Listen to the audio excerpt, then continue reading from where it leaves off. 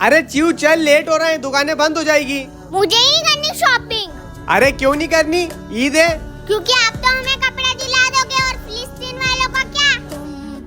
उनके तो रमजान भी ठीक से नहीं माने तो वो बेचारे ईद कैसे मनाएंगे? हाँ बेटा, अगर हमने शॉपिंग कर ली तो इतिहास में स्याही से लिखा जाएगा कि एक ऐसी भी ईद थी जब फिलिस्तीन में तबाही मच रही थी, लोग मर रहे थे और हम यहाँ ईद का जश्न मना रहे थे। उन मासूमों की चीखें हमसे सवाल करेगी कि तुम्हारा ईमान इतना कमजोर था, हमारे पास वहाँ पहनने को कपड़े नहीं थे और तुम ईद के लिए नए नए कपड़े खरीद रहे थे। बिल्कुल सही, ईद के लिए 56 मुल्क के लोग शॉपिंग कर रहे होंगे और वहाँ वो फिलिस्तीन वाले बेचारे भूखे मर रहे होंगे।